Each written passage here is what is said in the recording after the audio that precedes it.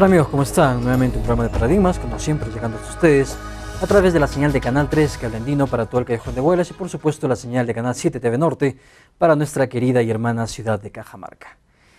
Como saben ustedes, Cable Andino, Paradigmas en general, es que es una producción de Cable Andino, es un programa que busca dar una mirada diferente a las cosas, una mirada que empiece a escarbar, que empiece a buscar, que empiece a ver nuevas tendencias, nuevas formas, nuevas visiones del quehacer humano en general, del arte, la cultura, la ciencia, la tecnología, en fin, el que es la religión, la política, la economía y todas las disciplinas en general del quehacer humano que son importantes, pero que es fundamental ver de qué otra manera podemos ubicarlas, podemos enfocarlas, podemos tratarlas, podemos verlas. El día de hoy vamos a hablar sobre proyectos culturales. Proyectos culturales es el tema que nos convoca el día de hoy y para ello estamos acompañados de un gran amigo mío. Además hemos trabajado juntos en el Consorcio de Recursos Tecnoser. Bueno, yo soy consultor, cuando él era jefe de este gran proyecto, en verdad que hizo bastante por Ancash. Y él está con nosotros el día de hoy, me refiero a Jorge Luis Puertas, está con nosotros para hablar del tema de proyectos culturales, específicamente la relación entre los proyectos y la cultura. ¿Cómo hacer cultura? ¿Cómo hacer proyectos? Jorge Luis, que es licenciado en filosofía, con una maestría en economía política, ambas por la Universidad de París, y además está siguiendo un posgrado en gestión cultural y comunicación por la Flaxo, esta conocidísima y prestigiosa Facultad Latinoamericana de Comunicación, de Ciencias Sociales. Jorge Luis, es un honor, un gusto tenerte aquí nuevamente, poder compartir o poder ampliar el espacio que a veces tenemos en nuestros cafés, en nuestras conversaciones, pero ampliarlo ya de una manera más pública. ¿Cómo estás? ¿Qué tal? ¿Qué tal? Buenas tardes, señor, y muchísimas gracias por la invitación. Yo quiero aprovechar este momento también para saludar a nuestros amigos cajamarquinos. Estuve 5 años trabajando en Cajamarca, dejé muchos amigos por allá y realmente me da mucho gusto poder estar a través de este medio también muy cerca de ellos. A tus órdenes, Einer. Bien, claro, y esto es importante porque estamos hablando en Cajamarca, estamos hablando justamente el tema de afianzar la cultura local, la cultura nuestra, la cultura, de alguna manera, la producción local de televisión que hacemos nosotros acá en Cable Andino para Cajamarca, para TV Norte y la que hace TV Norte para nosotros. Es excelente porque eso también involucra un concepto de reciprocidad en la cultura y algunos proyectos que vamos a conversar hoy día, Jorge Luis. El tema es proyectos culturales. Además de la amplia experiencia que tú tienes en empresas, tienes una experiencia muy sólida y muy consistente en lo que son desarrollo de proyectos. Y en esta área de la cultura, Jorge Luis, que es un área, digamos, compleja, un área amplia, un área que mucha gente no entiende muy bien, desde tu perspectiva, ¿qué podríamos entender por cultura, por hacer cultura, por producir cultura? Bueno, es un tema realmente que me apasiona desde hace mucho tiempo, aunque no ha sido mi experiencia profesional, pero siempre he tenido yo, incluso también en Cajamarca, me acuerdo cuando organizamos un patronato que quería sacar el Cumbemayo adelante como una especie de proyecto piloto para Cajamarca, lo que se trabajó también en todo lo que es el complejo Belén en Cajamarca. Y lo mismo, cuando llego aquí me encuentro con que hay una riqueza impresionante, no solamente de patrimonio cultural, sino de expresiones populares de cultura. Y entonces ahí ese concepto de cultura me parece importantísimo enfocarlo, tal como tú dijiste desde el comienzo, de una nueva forma. Creo que ha habido un concepto muy elitista de cultura. Es el artista, el pintor, el cantante, el que hace cultura, el escritor, el poeta. Cultura hacemos todos. Cultura hace la señora cuando está haciendo su plato de comida, que viene su receta desde los abuelos y tatarabuelos. Hay una tradición cultural, hay un patrimonio cultural inmaterial, así lo llama ahora la UNESCO, nada menos. Entonces, ese tema de producir cultura se ha ampliado muchísimo ahora. Y la preocupación justamente es, quizás por los medios, por la forma como ahora nos está entrando el cine, la televisión, los conciertos, el poder que tiene Estados Unidos en términos de producción cultural es tan grande que nos convierte simplemente en consumidores, en gente que está frente a un televisor 4, 5, 6 horas al día, con buenas producciones. Yo no digo que técnicamente no sean buenas, pero nos está quitando la posibilidad de hacer cosas. Y cuando hacemos cosas, Jorge, nosotros estamos haciendo cosas desde nuestra perspectiva, significa en el marco de nuestra cultura. Y eso es importante porque nuestros hijos, nuestros nietos, en algún momento sabrán que tienen un horizonte cultural propio, no un horizonte cultural, digamos, copiado ni calcado de Estados Unidos, sino un horizonte cultural peruano, un horizonte cultural latinoamericano, en todo caso, viendo a la cultura latinoamericana como algo más amplio, ¿no? Claro, efectivamente, pero fíjate, yo me pongo a ver los canales de televisión que tenemos acá, empezando por este, con grandes esfuerzos que se está comenzando a trabajar, pero yo me pregunto, ¿cuántos programas de producción cultural elaborados, ¿no es cierto?, son locales? ¿Cuántos hay? No hay. La televisión se reduce a dar noticias, a hacer programas de entrevistas y para de contar. Novelas, telenovelas, películas, diversión, conciertos, nos vienen de afuera. Entonces, es allí la gran preocupación que me parece que debemos tener todos. Yo veo ese centro cultural maravilloso que ahorita ya, afortunadamente para todos los guaracinos y para todos los ancachinos, es un patrimonio ya propio. ¿Cómo hacemos para que eso esté activo? ¿No? Entonces, es allí la gran preocupación, porque una cosa es que la gente tiene derecho, la gente en general, como un derecho también, no solamente individual, sino social. Colectivo, ¿verdad? Colectivo, ¿no es cierto?, de poder conocer expresiones culturales de otros lados, eso está perfecto. Pero también tiene derecho a hacer, a construir su propia cultura, a hacer que sea vivo, que esté permanentemente como un referente. Y eso es lo que me parece que falta muchísimo por hacer. Ahora, pero este digamos, es un enfoque en el cual debemos asumir la cultura de una manera bastante amplia y la cultura de una manera, digamos, democrática, incorporando la cultura popular, en fin. Pero vayamos a esto. Tenemos de todas maneras que darle algún límite al tema de la cultura, ¿no? Porque en todo caso, por ejemplo, para las expresiones culturales diríamos, bueno, cultura, yo canto un poquito bien y voy al karaoke, entonces yo voy a ir ahí, presentarme y tengo el derecho de hacer cultura. Claro, lo puedo hacer en casa, pero ¿hasta qué punto, digamos, podríamos considerar los estándares para considerarse una cultura un poco ya, digamos, de expresión hacia el otro o de una manera más colectiva, Jorge? O más elaborada, claro, ¿no es cierto? Yo creo que realmente el que va dando la medida de eso es el mismo receptor. Yo creo que nosotros mismos como receptores, como consumidores, ya no tragamos cualquier cosa, ¿no es cierto? Ya vemos que ya nos acostumbraron a unos buenos estándares. Entonces, en ese sentido, yo creo que hay que dejar que la gente experimente y que sea la misma gente, el mismo receptor, la misma audiencia la que determine si gusta o no gusta. Los estándares no los podemos poner, digamos, arbitrariamente. Vean teatro y entonces hay una cantidad de tipos de teatro y la gente va a decir, bueno, ese me gusta más que... Y entonces, ese como que ya pone el estándar, el comportamiento. Alguien decía alguna vez, una cosa que me gustó mucho, deje que la gente experimente. Deje que la gente haga cosas, aunque al principio no sean tan buenas, ¿cierto? Pero la misma gente receptora le va a decir cómo tiene que mejorar.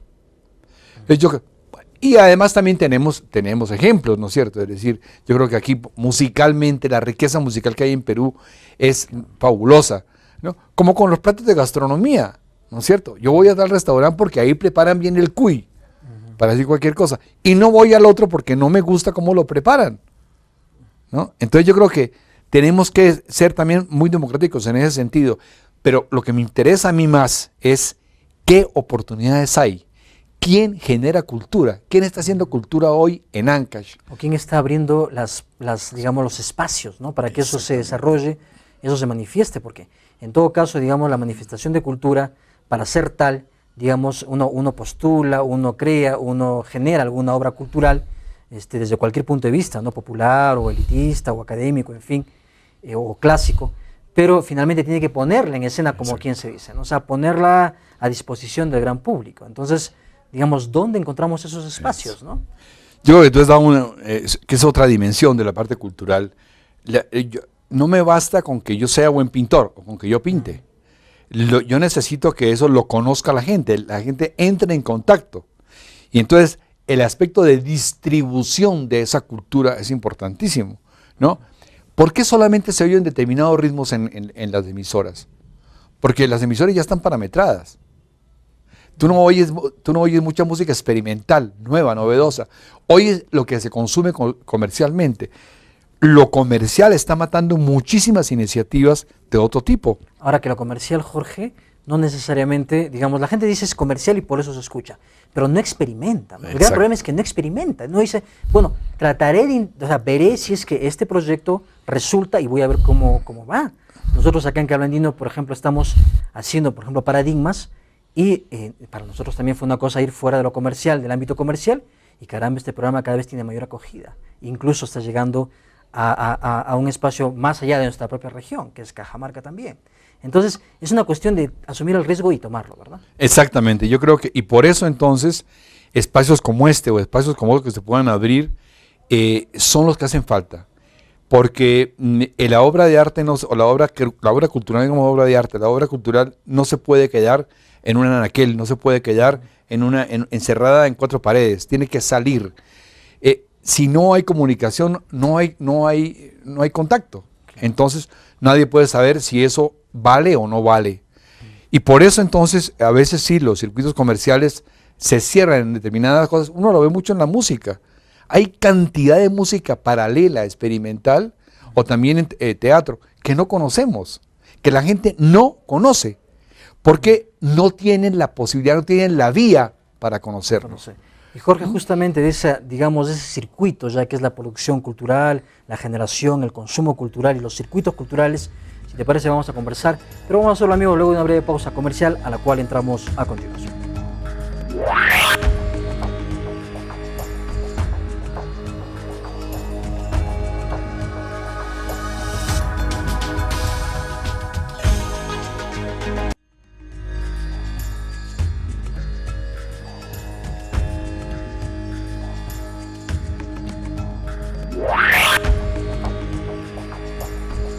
Amigos, estamos nuevamente aquí en Paradigmas conversando sobre proyectos culturales con Jorge Luis Puertas.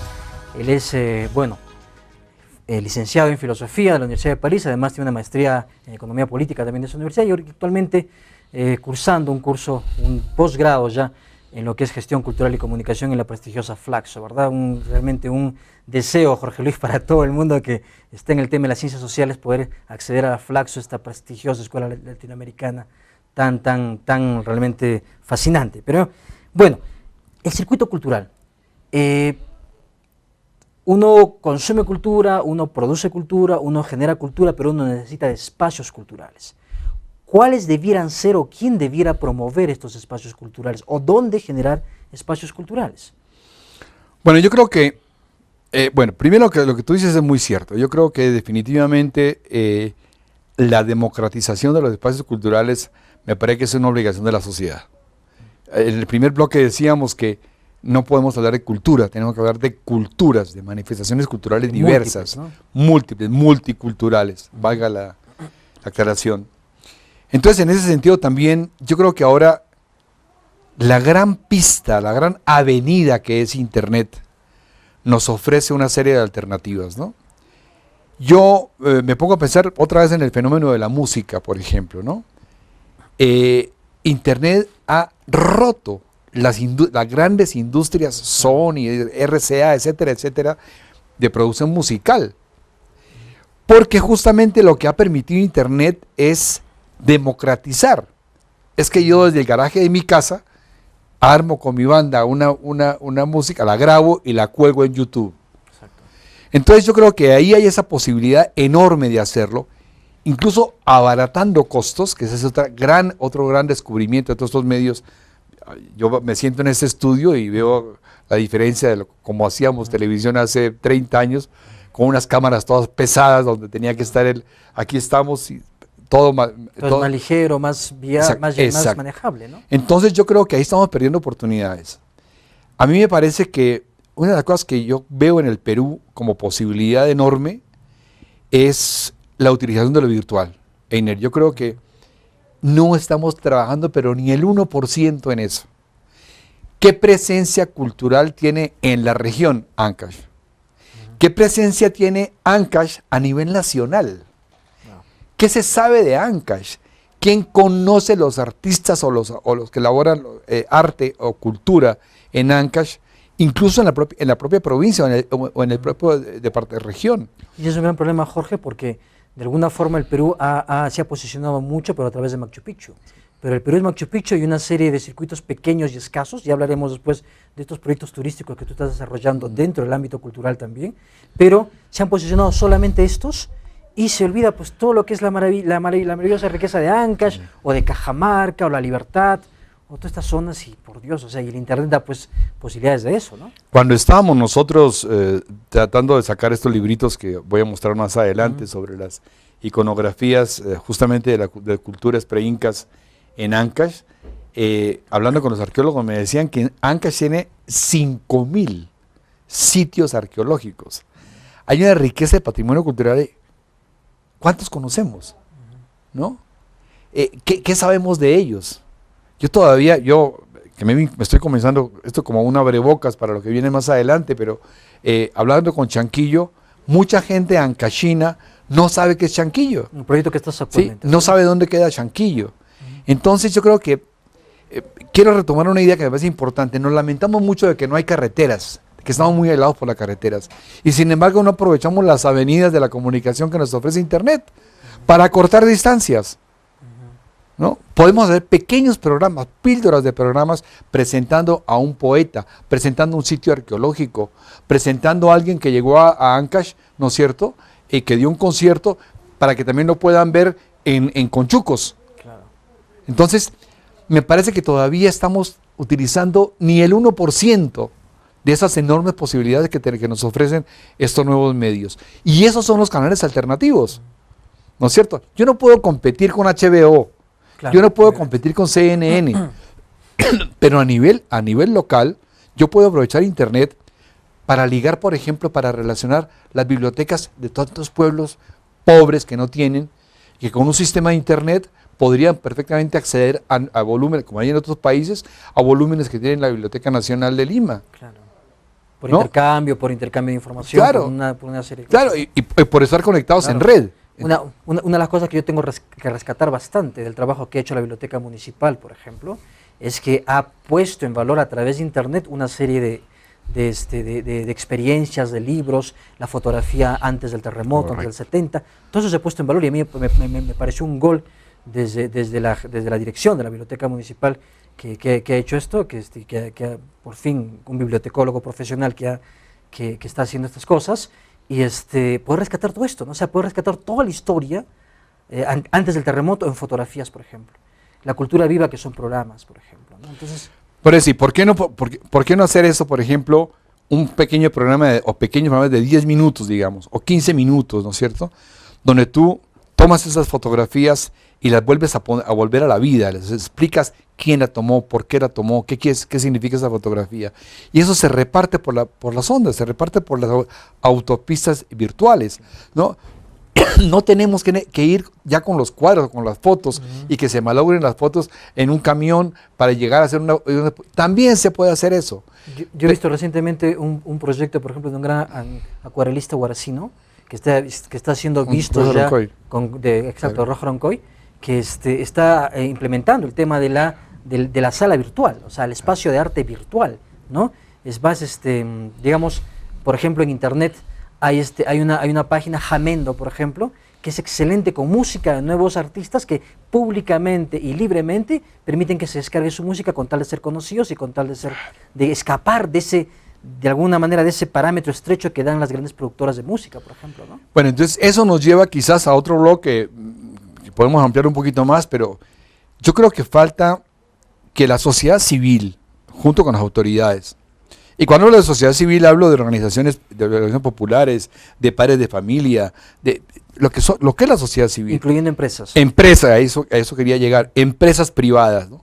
Todos los programas exitosos a nivel del mundo. Yo acabo de estar, por pura fortuna, pude estar en Londres hace poquito, en enero, febrero, ¿cierto? Y fuimos a la famosa galería Tate, ¿no? Y uno ve los programas de Tate y todos están sponsoriados por empresas privadas, ¿no es cierto? Entonces es un esfuerzo del gobierno local de Londres, pero también con empresas privadas.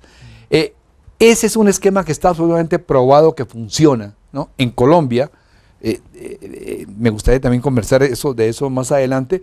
Las bibliotecas públicas de Medellín, por ejemplo, es un circuito de 35 bibliotecas que están en los barrios más pobres de Medellín, que están interconectados. Yo, estando aquí en mi barrio, puedo consultar los libros que están a 5, 6, 10 kilómetros del otro lado. Entonces, en ese sentido, me parece que faltan políticas, falta poner esto en blanco y negro para comenzar a trabajar y hacer ese tipo de cosas, ¿no? Yo creo que todavía estamos en un nivel de demasiado espontáneo, lo que se presente, demasiado lo que de venga. intenciones nomás. Sí, pero creo que es el momento de sentarse a planificar, ¿no es cierto? Bueno, en este año llegaremos a 100 bibliotecas, el próximo tenemos que llegar a 120. ¿Cómo hacemos para llegar? Se está hablando ya del proyecto nacional de que todo el Perú esté cubierto con la banda ancha. Tenemos posibilidad de aprovechar eso como estamos diciendo ahorita. Claro que sí. En Cusco hicimos experiencias de capacitación de campesinos para comenzar a usar internet. ¿Por qué no se puede hacer eso ahorita también? ¿Y cómo? ¿Cómo lo hacíamos? Le alquilamos a dos cabinas, determinado tiempo, iban 15, 20 campesinos a comenzar a usar internet, ¿no? Es eso lo que me parece que tenemos que hacer. Creo que nos lamentamos mucho, no tenemos carreteras, la gente es sucia, la gente no colabora, el campesino viene a Huaraz y ensucia la ciudad, ¿no es cierto? ¿Y qué otra posibilidad le damos? ¿Qué otras alternativas le damos? Ese señor también puede llegar a ser productor cultural. Pues es un importante productor cultural desde la propia cultura Pero andina, por ¿no? supuesto. Entonces ahí yo creo que nos faltan sentarnos un grupo de gente y ir abriendo ese grupo para ver cómo hacemos para que esas cosas lleguen a la gente, ¿no? Yo veo con mucha preocupación que la universidad se proyecta poco, ¿no? Las universidades en el resto del mundo son tremendamente activas en esto, tienen su grupo escénico, tienen su grupo de bailes, ¿no? Y aquí, ¿dónde están? ¿Qué hacen? ¿Los conocemos? ¿Se hacen conocer? Por eso es tan interesante este posgrado en Flaxo de Argentina, porque está conectando las dos cosas, cultura y comunicación. Claro, y además, digamos, poniendo la base, claro, como una escuela de ciencias sociales, que es tan importante en la realidad, ¿no? En el contexto, en la realidad, no en la teoría, sino poner la base y poner los pies firmes en el piso. Pero, ¿te parece, Jorge Luis? Vamos a retomar este tema, los roles, las responsabilidades, quién debe liderar, qué hacer, las políticas a la planificación de la cultura, pero vamos a hacerlo, amigos, luego de una pausa comercial, a la cual entramos inmediatamente a continuación.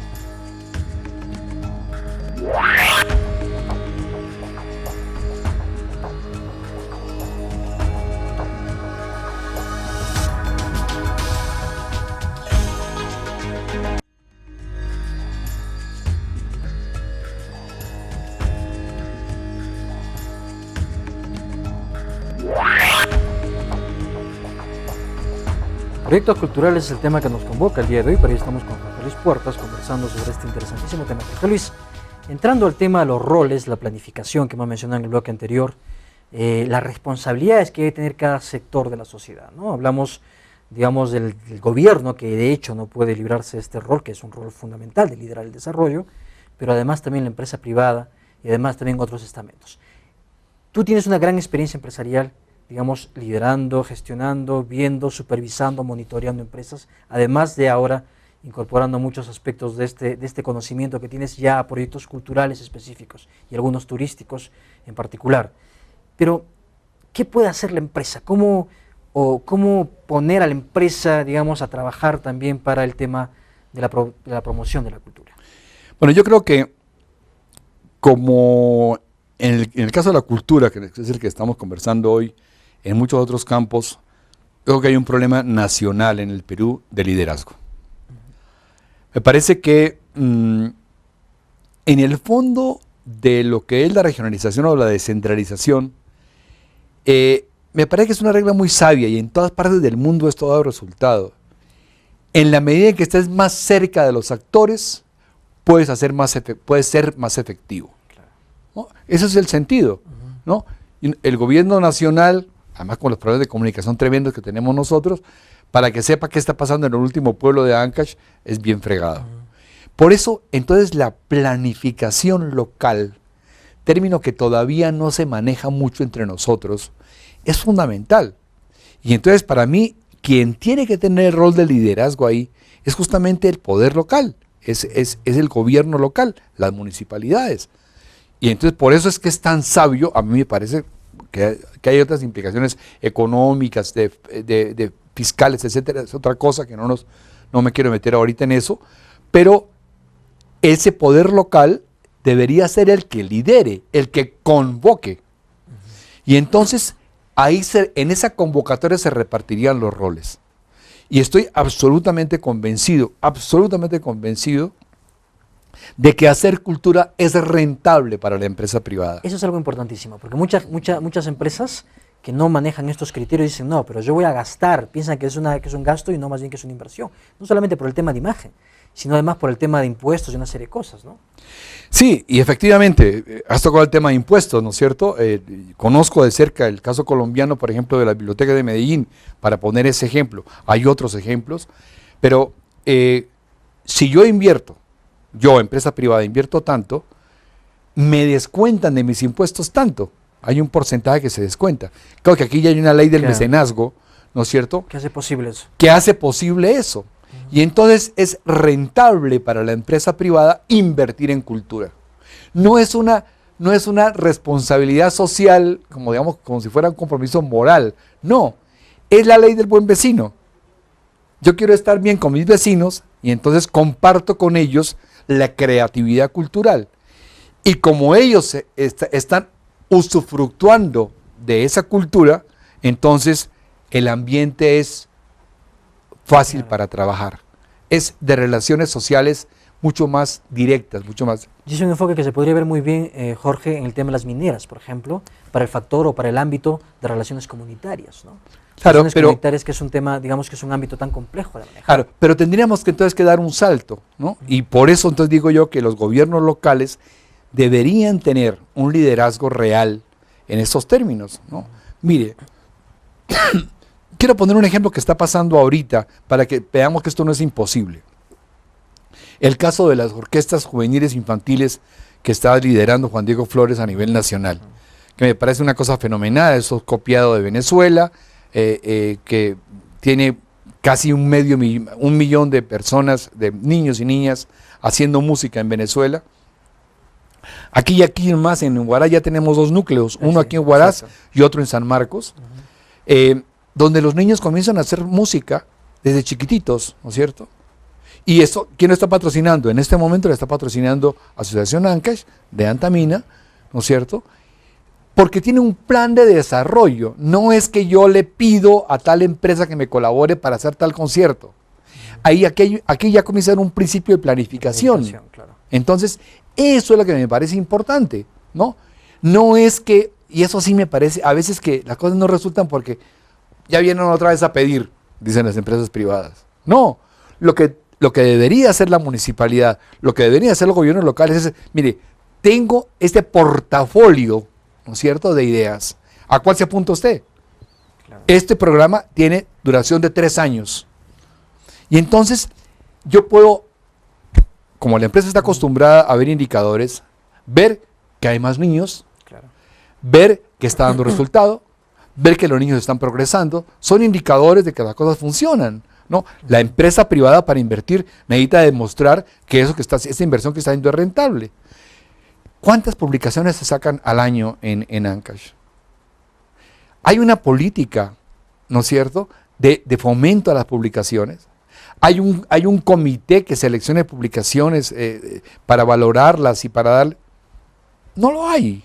Es escasísimo. Entonces, es muy escaso lo que se hace y es ser casi heroico, ¿no es cierto? Entonces creo yo que, volviendo entonces a tu pregunta, yo diría que lo que hay que hacer es juntarnos. Tiene que haber un liderazgo de los gobiernos municipales. El gobierno local, de hecho, es quien debería liderar este tema, ¿no? Para mí, esos son los gobiernos locales, bueno, apoyados por el gobierno regional, evidentemente, ¿no?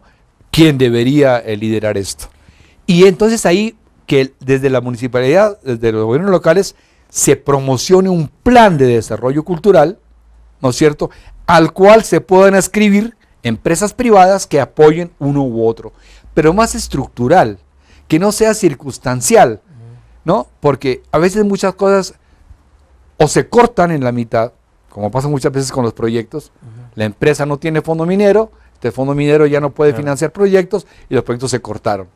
Y toda la dinámica que se comenzó a hacer se perdió. Ese capital humano ya acumulado, ¿cierto?, se fue por el caño. Entonces, tenemos que meternos en la cabeza de que planificar la cultura es posible, ¿no? Y una cosa importante, Jorge, es, digamos, rescatar el liderazgo o por lo menos la participación comprometida de las empresas, las grandes empresas, en este caso las mineras, por ejemplo. Tanto Ancash, Huaraz como Cajamarca son zonas mineras por excelencia. Entonces, esto de alguna forma también podría generar o podría dar pie a que se empiece a replantear el tema de las relaciones comunitarias, que es un tema tan difícil, tan delicado de trabajar, ¿no? Entonces, y también involucraría que la gente asuma un rol bien claro y diría, bueno, esto verdaderamente es lo que hace la empresa, esto no es lo que hace y es lo que se comprometió, pero además esto hace, pero a esto le están poniendo piedras por otros lados, ya por intereses personales, por intereses políticos, porque ahí sí habría evidencia real de que las cosas están surgiendo y la empresa se está poniendo al servicio de la comunidad, ¿no? Claro, pero yo sostengo que la empresa tiene que tener un interlocutor válido, claro, ¿no? Y ese interlocutor válido tienen que ser los gobiernos locales, ¿no? De alguna manera yo sueño con algo como así, como yo vengo a invertir a esta región, ¿cierto? Toco la puerta del gobierno de ¿dónde puedo ayudar a invertir usted? ¿Qué planes tiene usted, ¿no es cierto? Donde yo pueda invertir y donde mi plata pueda servir para hacer avanzar sus planes. Ese diálogo es el que nos falta. Pero eso involucra, Jorge, una capacidad de gestión y una capacidad de visión, de liderazgo del propio representante del gobierno local, ¿no? Pero yo creo que también es otra cosa que a mí me parece que tenemos que fomentar cada vez más. Eso puede ser forzado por la sociedad civil. Presionado por la sociedad civil. La sociedad civil tampoco puede estar criticando y cruzándose de brazos. La sociedad civil debería elaborar también proyectos, debería traer ideas, debería exponer, debería saber negociar esas cosas. Pero a veces nos encontramos simplemente quejándonos, ¿no? Los gobiernos locales, la sociedad civil no responde, no hace nada. La sociedad civil criticando a los gobernantes. Cuando uno enciende los noticieros acá, el 90% son quejas, sin propuestas. No hay propuestas, ¿no es cierto? Yo propuse tal cosa, me lo aceptaron o no me lo aceptaron, ¿a dónde más voy? Pero qué poco se oye de propuestas, ¿no? Ahí es muy importante el rol de las universidades y de los colegios profesionales, ¿no? El colegio profesional se ha aislado en sus cuatro paredes, en su ámbito solo profesional, pero se ha olvidado cada colegio profesional que es líder además de su sector, ¿no? Totalmente, yo creo que eso hay que hacerlo, hay que construirlo, ¿no es cierto? Y creo que hay ejemplos y cosas incluso que se están sucediendo aquí y que tienen una perspectiva importante, ¿no es cierto? De hecho, los libritos que vamos a presentar ahora, lo que está pasando con las orquestas juveniles e infantiles, hay un apoyo de la empresa privada, pero son apoyos muy puntuales, muy circunstanciales, ¿no es cierto? Sin ningún liderazgo a largo plazo, que es lo que me preocupa, ¿no? Si Antamina se va mañana de Huaraz o de Ancash, ¿qué pasa con todos estos proyectos? ¿Quién los lidera?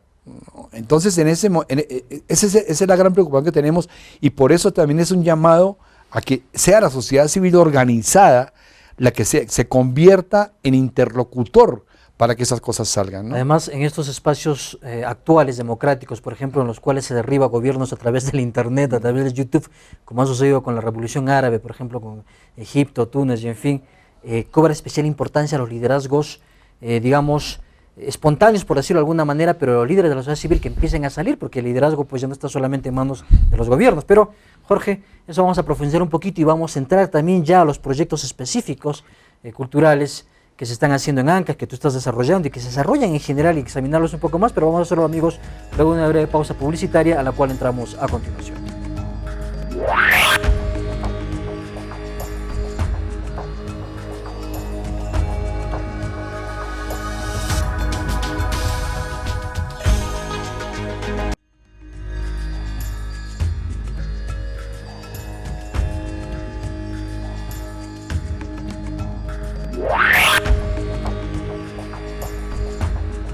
Amigos, estamos en Paradigmas conversando sobre proyectos culturales, que es el tema que nos convoca el día de hoy. Por ello estamos conversando, hablando, dialogando muy amenamente con Jorge Luis Puertas.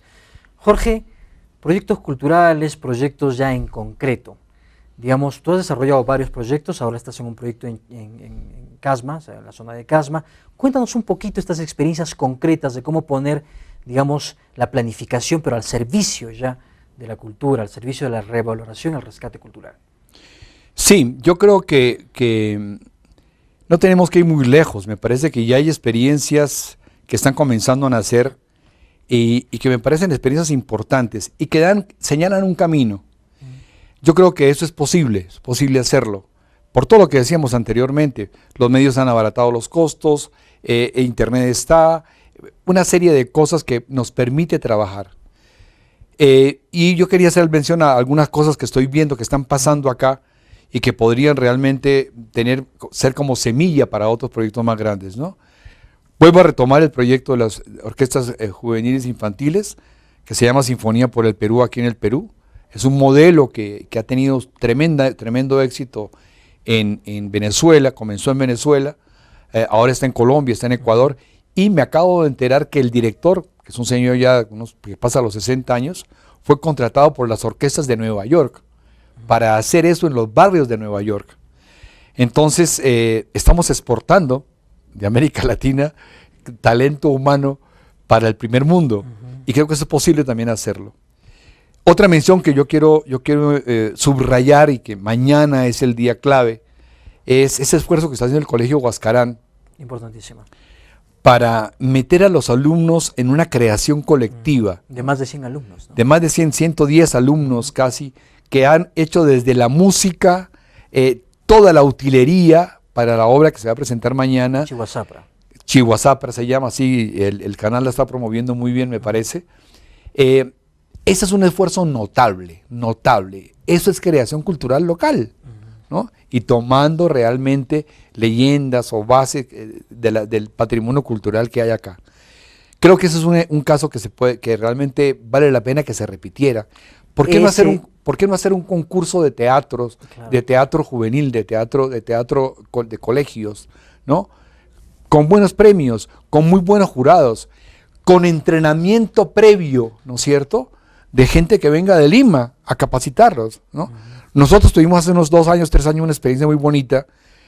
Trajimos 9 diseñadoras de ropa de primer nivel de Lima. Y las metimos en las comunidades de San Marcos. Para que competitividad. Claro, sí. Claro. Y hicieron ropa de moda, y que fue exhibida. Hicimos un desfile de modas en el Coliseo de San Marcos, ¿cierto? Trajimos a gente de Lima y se pudo hacer diseñadoras limeñas vinculadas con el mercado internacional, trabajando con artesanos de Huari, de San Marcos, para poder hacer algo interesante. El conocimiento lo tienen los artesanos. El aspecto de mercado lo tienen las diseñadoras de Lima. Entonces creo que ese tipo de cosas son fáciles de hacer, pero falta, vuelvo a decir, una planificación. Falta poderle vender a las empresas ideas interesantes para que las empresas las compren. Creo que ahí está. Otro ejemplo es estos pequeños intentos que hemos hecho años anteriores, preocupados justamente porque no se conocía casi en Ancash la riqueza de iconografías, en este caso, encontradas en vasijas, en telas, en piedra, que es maravilloso lo que hay acá. Fue tal el éxito de este primer volumen que este año hemos lanzado, a finales del año pasado, lanzamos este tomo solamente dedicado a la cultura recuay. Y fíjense, son 100 y pico de iconografías de diferentes piezas que solamente de la cultura recuay. Entonces, y esto ha sido apoyado por la Asociación Ancash. Antamina. Sí, Antamina. Entonces, en ese sentido, proyectos de este tipo, bien presentados, bien sustentados, ¿no? Es lo que nos falta. Que dicho sea de paso, podría ser vinculado, por ejemplo, con la textilería, ¿no? Porque esta iconografía que es de dominio público, es de propiedad nacional, claro, la publicación no, pero sí la iconografía, los iconos podrían ser usados en las telas peruanas, ¿no? Pero no solamente, Entonces, no solamente, ya bueno, aquí una chica de la universidad que justamente comenzó un pequeño trabajo haciendo bolsos con este tipo de iconografías. Entonces de aquí pueden salir muchísimas ideas. Por eso es que hemos hecho ya el segundo volumen como mucho más manual para que la gente lo pueda aprovechar y lo pueda utilizar. Y no importa, utilícenlo para lo que quieran, ¿no es cierto? Es abierto. Esto es una propiedad de la población. Esto es para la gente. Entonces, cosas como esas se pueden hacer. Otra, mencionaste en uno de los bloques anteriores un tema que también me parece importantísimo para Ancash. La riqueza arqueológica como patrimonio cultural que tiene Ancash es monstruosa, es genial, es fabulosa. Yo cada vez que conozco más, realmente me impresiona lo que hay. Se refiere al proyecto ese que veníamos hablando, Chanquillo. Chanquillo es un observatorio pre-inca que tiene más o menos 2500 años de antigüedad, que se ha encontrado en la costa, está a 5 minutos de Casma, está a 1 kilómetro de la Panamericana. Y esto comprobado que ha sido un observatorio solar. Pero lo interesante no es tanto el sitio, bueno, que es tremendamente interesante, es valiosísimo, se está comenzando a trabajar, recibió apoyo, y eso es lo que yo quiero mencionar también fuertemente, recibió apoyo del World Monument Fund, que es un organismo internacional que tiene de Naciones Unidas, y que realmente se le informó al gobierno regional, y el gobierno regional ha comenzado también a poner una contraparte colaborando con el World Monument Fund. Pero a lo que quiero llegar yo es que Chanquillo está a 5 minutos realmente de Sechín. Y Sechín es claro, es una fortaleza maravillosa, es otra cuna de civilización, ¿no? Que es impresionante lo que hay allí, ¿no es cierto? Y que ahora con la carretera de Casma-Huaraz, estamos 2 horas y media, 3 horas, Claro. ¿no es cierto? Se podría hacer un circuito turístico maravilloso, Sechín, Chavín, ¿no es cierto? Chanquillo, y quiero alargarme una patita más porque es algo fabuloso, lo acabo de conocer, es la huaca Las Aldas, donde está el hotel este pequeño hotel que se llama Las Aldas, pero hay una huaca ahí intocada todavía, ¿no? Que es hasta la orilla del mar, es algo maravilloso, y está también a 10 minutos de Chanquillo. Entonces, no estamos trabajando eso. Ahí hay una riqueza enorme. El Perú es de los pocos países, yo siempre lo digo en mis conversaciones así con amigos, que podría decir lo siguiente, que podría ofrecer un producto como el siguiente. Perú es un país donde usted puede desayunar en la costa, almorzar en la sierra y comer en la selva. ¿No? Con la carretera Huánuco, eso va a ser posible por este lado. De hecho, por el lado de Chiclayo se puede hacer ya, ¿no? Bagua, y tú llegas a la selva a las 6 de la tarde, ¿no? A comer. Y hacer todo el recorrido, ¿no? Entonces, estamos como muy acostumbrados, y yo creo que ahí el problema, el fantasma de Machu Picchu nos come, nos devora, de vender sitios. Lo que tenemos que vender, como estamos un poco lejos de Lima o de las ciudades de la costa, son circuitos, donde yo pueda juntar, ¿no es cierto?, varios atractivos, donde el uno interdependa del otro. Estamos pensando en el caso de Chanquillo, por ejemplo, que el centro de interpretación no está en Chanquillo, sino que está en Sechín, ¿no? Porque ya en Sechín hay una infraestructura, hay que aprovechar esa infraestructura y ponerla en valor para juntar varios atractivos, y entonces así vale la pena que yo agarre mi carro, ¿no?, desde Lima, me tire un viaje de 5 o 6 horas, ¿sí?, pero voy a visitar 3, 4 sitios. No voy al museo o al resto arqueológico de Chavín, no, voy a hacer el circuito, ¿no es cierto?, que además era lo que la gente, históricamente está comprobado que había peregrinaciones de la gente que caminaba a todos esos grandes espacios, ¿no? Chavín es una muestra de que realmente era un centro ceremonial nacional, ¿no? Se han encontrado cosas de la selva, de la sierra, perdón, de la costa en Chavín. Entonces yo creo que allí hay un aspecto fundamental, ¿no? Esos proyectos los podemos convertir realmente en proyectos que sean rentables, en proyectos en los cuales la gente pueda vivir, ¿no? Salir de esta oferta tan informalizada que hay ahora, turística pobre, ¿no es cierto? Se queda en 2, 3 cosas. Y en estándares de calidad mínimos, ¿no? Mínimos, ¿no es cierto? Yo creo que hay un poder. Yo siempre digo que para mí, viéndolo un poco desde fuera, Chavín es el barco insignia de esta flota. Y si tenemos que enganchar el turismo de Ancash a Chavín, el centro de cultura del Perú, uno de los centros de cultura del Perú. Y eso va a involucrar de todas maneras, Jorge Luis, empezar a reposicionar también el tema Perú, ¿no? O sea, la marca Perú y hasta qué punto el Perú en sí como país no es solo Machu Picchu, pues son muchas cosas más, ¿no? No es solo su gastronomía, son otras cosas más también. Además de la gastronomía y además de Machu Picchu, por supuesto, pero hay pues tantos otros proyectos, amigos, culturales, locales, nacionales, turísticos, de identidad cultural que podríamos hacer y que podrían desarrollarse de manera extensa acá en el país, pero hay que empezar a trabajar por ello, hay que empezar a pensar con un nuevo enfoque, un nuevo horizonte. Amigos, vamos a volver ya con las conclusiones, un poco con el cierre, un poco ya analizando la parte final del programa, este programa interesantísimo el día de hoy, pero vamos a hacerlo luego una breve pausa comercial a la cual entramos a continuación.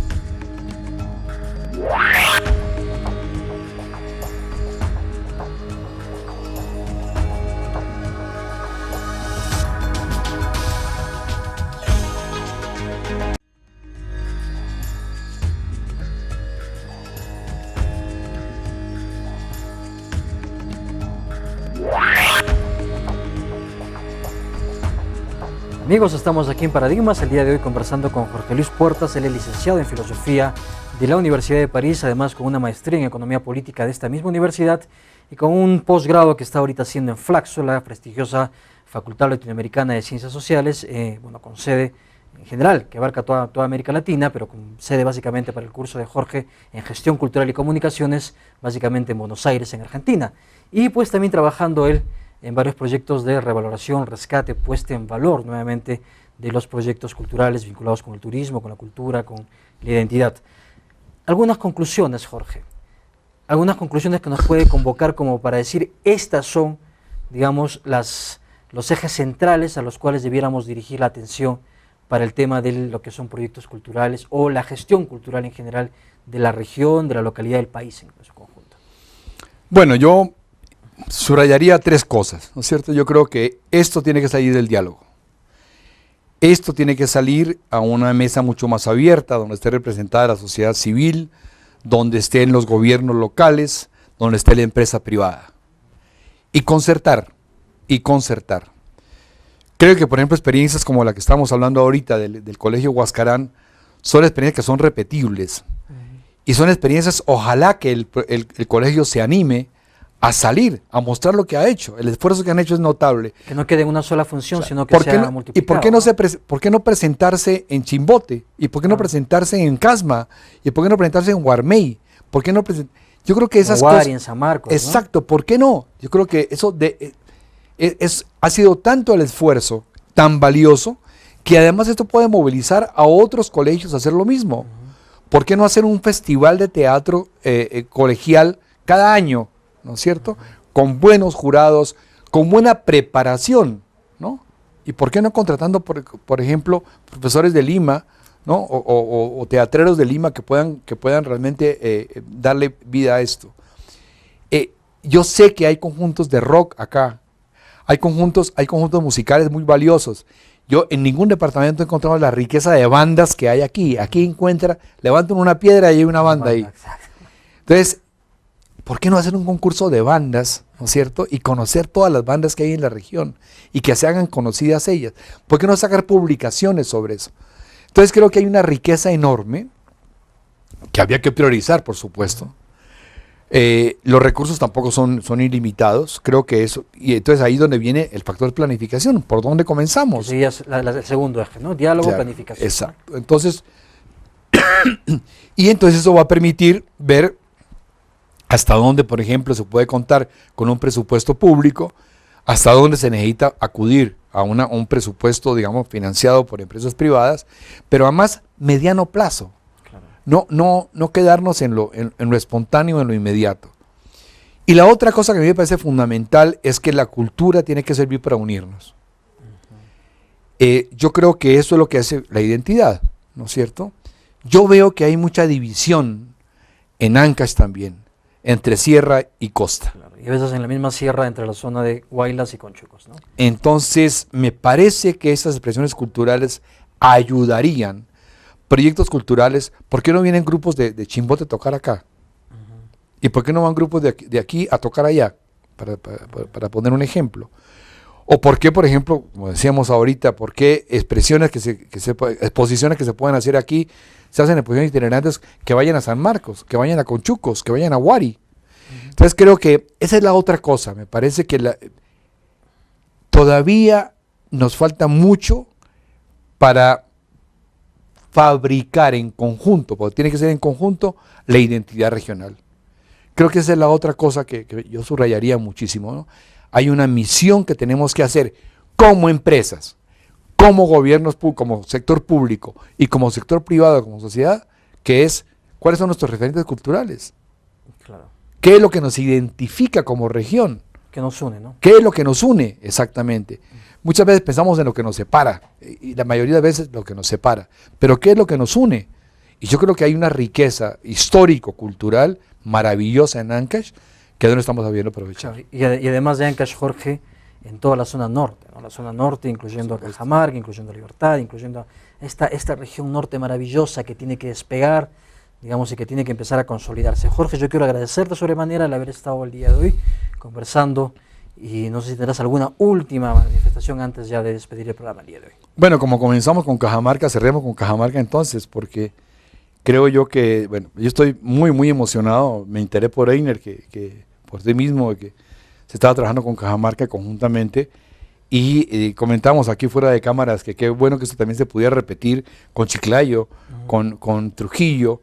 Hay una riqueza enorme que podríamos hacer a través de televisiones locales, de programas como estos, y que donde pudiéramos realmente tener un intercambio que sea fructífero y salir a construir y no a destruir. Gracias nuevamente, hemos estado con Jorge Luis Puertas el día de hoy hablando de proyectos culturales. Amigos, yo les recuerdo el correo de Paradigmas, paradigmastv@gmail.com. Salimos a través de la señal de Canal 7 TV Norte para nuestra querida ciudad de Cajamarca y Canal 3 Cable Andino para todo el Callejón de Huaylas. Amigos, con nosotros nada más, agradecer al siempre eficiente equipo de producción que acompaña y que construye en conjunto conmigo este programa y con el cual vamos caminando y vamos trabajando duro ya muchos programas. Tenemos más de medio año en el aire, pero estamos siempre construyendo y apostando por nuevas cosas, nuevas dimensiones, nuevos horizontes. Con nosotros nada más, hasta nuestro siguiente programa. Nos estamos viendo, nos estamos escuchando. Hasta entonces, amigos, muchas gracias por su teleaudiencia.